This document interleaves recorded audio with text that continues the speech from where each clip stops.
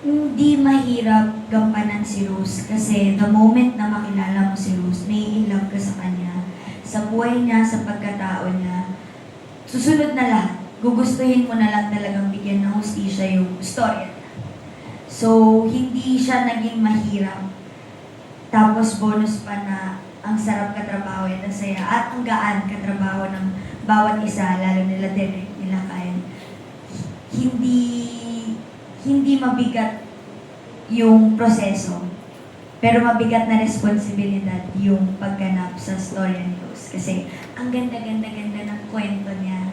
So, may in love lang kayo sa kanya. Oh, so without giving too much, dahil na-mention mo na may in love yung mga audience kay Rose, ano yung pinaka gusto mong mapulot nila sa character mo dito? Para hindi ako mag-spoil, yung ngiti na lang ni Rose. Yung ngiti ni Rose. Kasi yun yung hindi nawala. So, Direk, congratulations! Thank you. So, last time lang, parang nakita lang natin sa next on Netflix 2026 si 18th Rose. And ngayon, ilo-launch na natin globally. How does it feel, Direk? Walang sagot.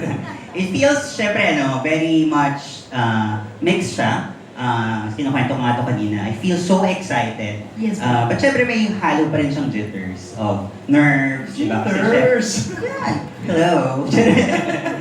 Kasi syempre, hindi natin, it's a story na wala na talaga kasi kami control over. Diba? Lagi naman siya, as for any form of art, once it's done, and you leave it out there, it's out there. And it's for everybody to consume. Mm. And that's something you cannot control. Siyempre, di ba, tao lang din naman tayo, may fear siya. Pero siyempre, mas nananaig yung hope na magugustuhan nila yung ginawa namin. Kasi I just always have to remind myself that, we gave our all doon sa paggawa ng pelikulang iyon. And yun na yun.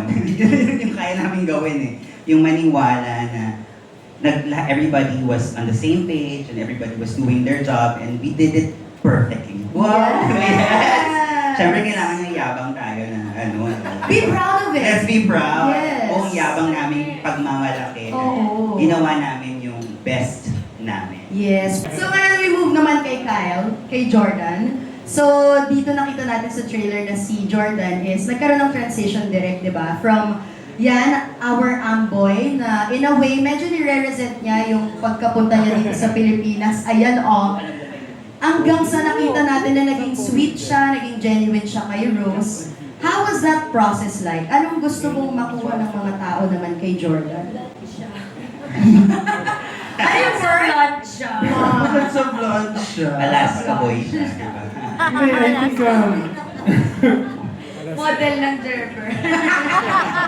Calling boy mga German. 2000 kasi eh. Yes. okay na po. May nabaon Pinahin ko lang, pinahin ko lang. May I nabaon. think one thing that they'll really learn from Jordan is when you focus so much on what you hate and what you don't want in life, you don't realize that you already have everything that you love all around you. And you'll find so much love in the people that love you and what you're able to share with those newfound people in your life. Kasi nakafocus si Jordan sa maliit na bagay eh.